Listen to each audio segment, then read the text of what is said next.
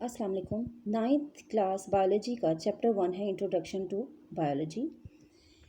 Let's start with our first topic which is what is life और what is biology.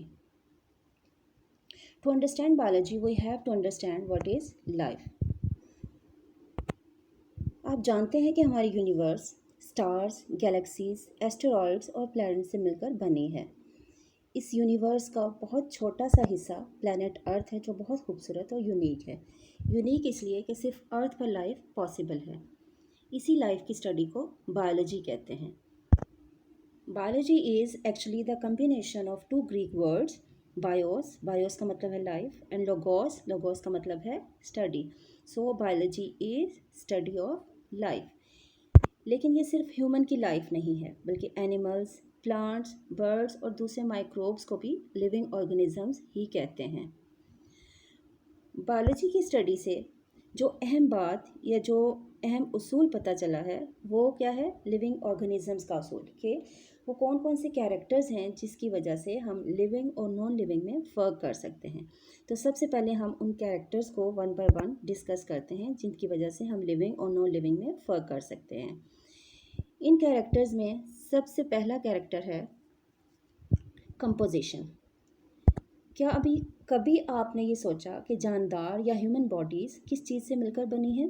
Human body actually 37 trillion cells से मिलकर बनी है। इन sales को building blocks भी कहते हैं। बिल्कुल उसी तरह जैसे घर ईंटों से मिलकर बनते हैं, ह्यूमन बॉडी भी सेल्स के मिलने से बनती है। अगर हम इन सेल्स को एक लाइन में अरेंज करें तो ये ऐसे दिखाई देंगे जैसे अर्थ के सर्कल को 2 गुना यानी 2 टाइम्स बढ़ा दिया गया हो। कुछ लिविंग ऑर्गेनिजम्स एक सेल से मिलकर बने होते हैं जिन्हें हम यूनिसेलुलर कहते हैं, जैसा कि पैरामीशियम, अमीबा, बैक्टीरिया और यीस्ट वगैरह। जबकि कुछ ऑर्गेनिजम्स ऐसे होते हैं जो एक से ज़्यादा सेल्स के मिलने से बनते हैं, जिनको हम मल्टीसेलुलर ऑर्गेनिजम्स कहते हैं, जैसा कि insects, human body, plant body वगैरह।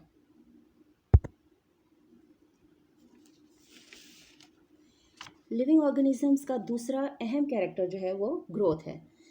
तमाम जानदारों के पास अपनी बॉडी का साइज़ बढ़ाने की सलाहियत होती है और इस सलाहियत को हम ग्रोथ कहते हैं। तमाम लिविंग ऑर्गेनिजम्स ग्रो करते हैं। पौधे और जानवर वक्त के साथ साथ बढ़ते रहते हैं। एक बच्चा ग्रो करके एडल्ट बन जाता है, इसी तरह एक बीज ग्रो करके पौधा बन जाता है। नॉन लिविंग चीज़ें ग्रो नहीं करती, जैसा कि कुर्सी, टेबल, पेन वगैरह, ये सब नॉन लिविंग है और ये ग्रो नहीं करते। तीसरा अहम कैरेक्टर जो है वो रिप्रोडक्शन। क्या कभी आपने सोचा कि आप इस दुनिया में कैसे आए? तमाम लिविंग ऑर्गेनिजम्स अपने जैसे ऑर्गेनिजम्स बनाते हैं। इस इम्पॉर्टेंट कैरेक्टर को, इस सलाहियत को हम रिप्रोडक्शन कहते हैं।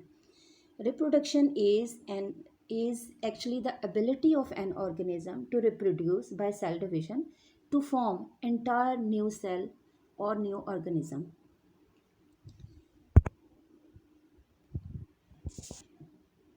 एक बटरफ्लाई, आप देख सकते हैं इस डायग्राम में कि एक बटरफ्लाई कैसे एग्स देती है। एग से कैटरपिलर बनता है, कैटरपिलर से लार्वा, फिर प्यूपा, और प्यूपा जो है दोबारा से एक एडल्ट बटरफ्लाई में कन्वर्ट हो जाता है। तो इस प्रोसेस को रिप्रोडक्शन कहते हैं। लिविंग ऑर्गेनिजम्स का चौथा अहम कैरेक्टर जो है वो रेस्पायरेशन है। तमाम लिविंग ऑर्गेनिजम्स जो हैं वो सांस लेते हैं यानी रेस्पायर करते हैं, कार्बन डाइऑक्साइड बाहर निकालते हैं और ऑक्सीजन को जिस्म के अंदर लेके जाते हैं। इस प्रोसेस को रेस्पायरेशन कहते हैं। इंसान में यह अमल लंग्स के ज़रिए होता है, जबकि प्लांट्स में स्टोमेटा होते हैं जो कि सांस लेने में मदद करते हैं। नेक्स्ट इम्पॉर्टेंट कैरेक्टर जो है वो मेटाबॉलिज्म है। कभी आपने सोचा कि कुछ दिन तक अगर आप कुछ भी ना खाएं तो क्या होगा? यकीनन आप बहुत कमज़ोर हो जाएंगे। तमाम लिविंग ऑर्गेनिजम्स को ज़िंदा रहने के लिए एनर्जी की ज़रूरत होती है और ये एनर्जी खुराक से हासिल होती है यानी फूड से। इस सारे प्रोसेस को मेटाबॉलिज्म कहते हैं। चूँकि प्लांट्स भी लिविंग हैं तो उन्हें भी एनर्जी की ज़रूरत होती है। प्लांट्स में ये एनर्जी सनलाइट से हासिल होती है और सनलाइट की मदद से वो अपना फूड बनाते हैं और जिस प्रोसेस के ज़रिए वो फूड बनाते हैं उसको फोटोसिंथेसिस कहते हैं। नेक्स्ट इम्पॉर्टेंट कैरेक्टर जो है वो मूवमेंट है। तमाम ऑर्गेनिजम्स, लिविंग ऑर्गेनिजम्स मूव करते हैं। जानवर एक जगह से दूसरी जगह जाते हैं खुराक हासिल करने के लिए या शेल्टर के लिए। पौधे एक जगह से दूसरी जगह मूव तो नहीं करते, लेकिन they bend their parts towards the sunlight. तो स्टूडेंट्स, आज हमने क्या डिस्कस किया?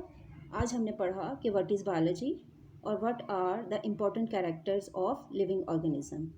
Till next, stay tuned.